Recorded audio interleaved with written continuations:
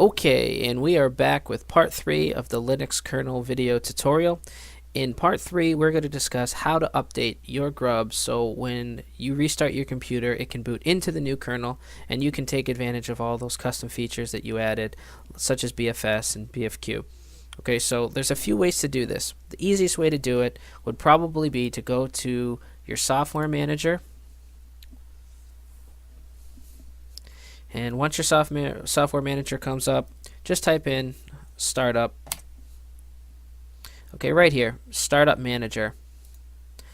Startup manager is a little GUI utility that configures some settings for grub, the upsplash and splash screens. It provides an easy to use interface.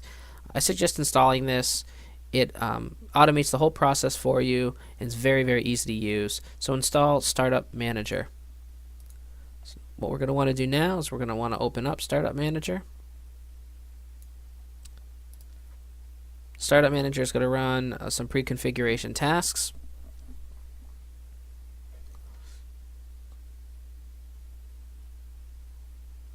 Okay, once this open, it's going to show you your current default operating system. Okay, now the kernel, the kernel is really Linux.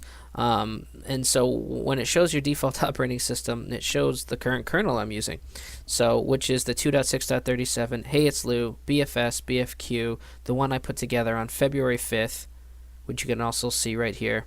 That's what I showed you in part 1.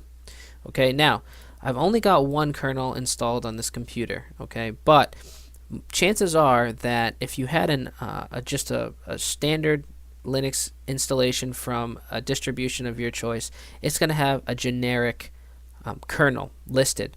Now, oftentimes when you install a new kernel, especially if it's a newer version, and ours is the latest stable, the 2.6.37, it's going to automatically recognize that a new kernel has been installed and it's going to boot into the new kernel. However, there are a few occasions where it does not do that.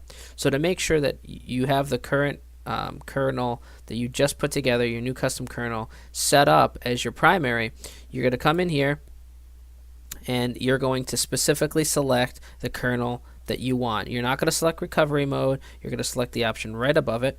Okay, select your kernel and just hit close.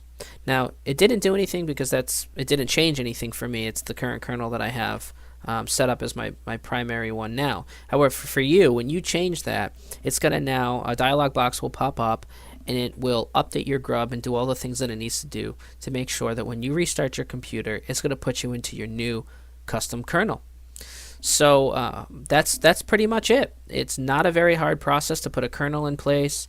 There is a ton of advantages of doing it, customizing to your own specific hardware, taking advantage of performance patches, things like BFS and BFQ, and it really customizes not only the operating system but how your operating system relates to your specific hardware, and it will increase performance a ton. So hopefully these videos have been a help to you.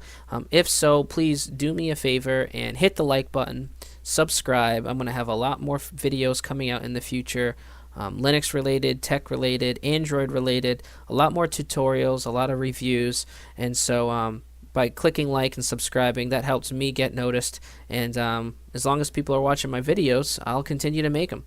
Again, hey, it's Lou, xdadevelopers.com. Hopefully this was a help, and we'll catch you guys later.